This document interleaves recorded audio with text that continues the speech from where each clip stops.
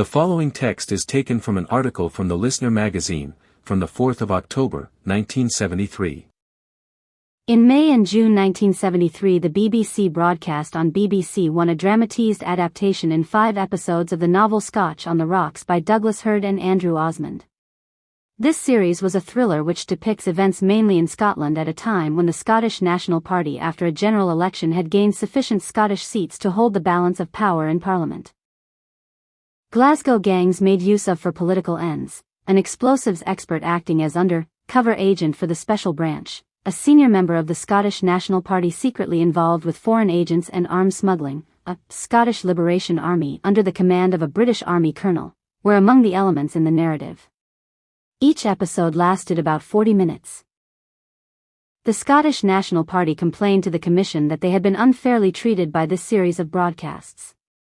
Their complaint fell under 4 headings. 1. That the Scottish National Party is shown as having elements in it favouring violence for political ends. 2. That the Scottish National Party is shown as having extreme left-wing associations. 3. That the series suggests a link between the Scottish National Party and extremist groups or organisations deriving funds from foreign countries. 4. That the series constitutes propaganda against the party calculated to damage the party's electoral prospects. The Commission, who have viewed a recording of the series and read the script, heard a verbal presentation of the complaint by Mrs. Winifred M. Ewing, Vice President of the Scottish National Party.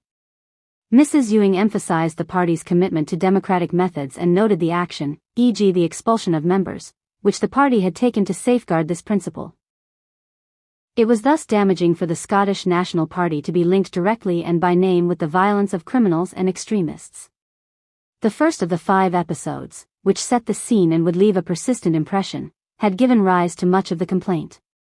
A scene in the 4th episode, in which the party chairman had swithered at a crucial moment, refusing to denounce violence and even seeking to take advantage of it, had, in Mrs. Ewing's view, been of significant effect. The presentation of the series at a time of violence in Ulster, and within the run-up period to the next general election, added in the Scottish National Party's view to the potential damage of its prospects. The BBC's view, as stated in correspondence with the Scottish National Party and also put verbally by their representatives to the Commission, was that the series was a political fantasy in a realistic setting. That the Scottish National Party was identified in the series by name and by the use of visual material was not disputed. This was not unusual in dramatic programs dealing with political activity. But early in the series the drama clearly showed the leadership of the Scottish National Party as dissociating itself from the elements favouring violence. The swithering episode did not carry the interpretation put on it by Mrs. Ewing.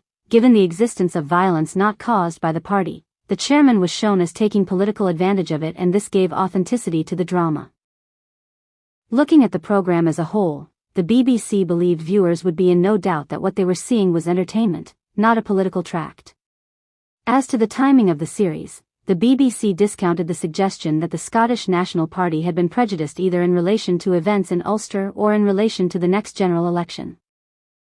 The BBC, having decided to portray the real Scottish National Party in the programme, had taken account of the possible political implications of the programme and the timing of its exhibition.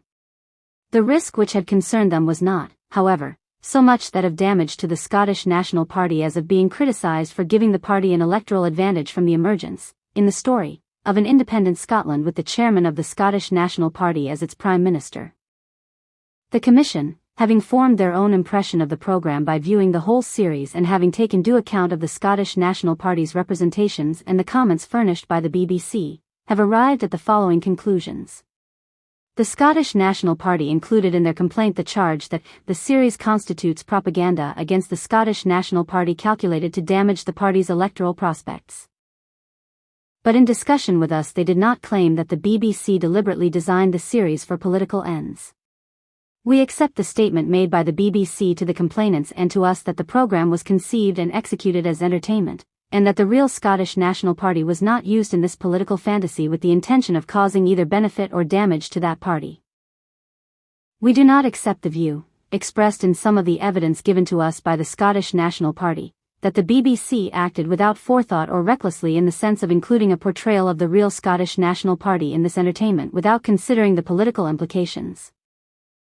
However, the use of the Scottish National Party, clearly identified by name and emblem, as part of the realism which the BBC thought was required to give dramatic credibility, inevitably created a risk that reasonable viewers might gain the impression, from the series or from parts of it, that the real Scottish National Party was involved, or was likely to be involved, in the objectionable activities mentioned in this party's statement of complaint to us.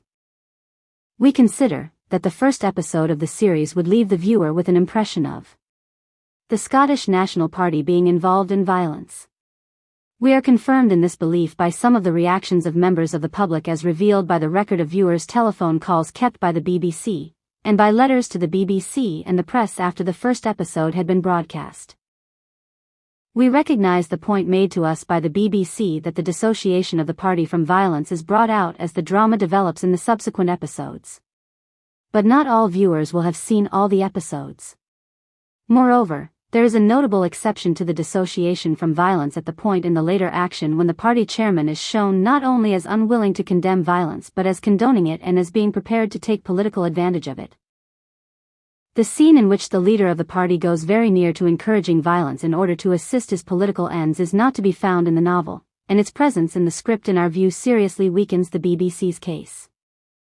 We consider that this reflection on the party constitutes unfair treatment, and that this cannot be justified by the requirements of entertainment or of dramatic effect. To this extent the complaint is upheld.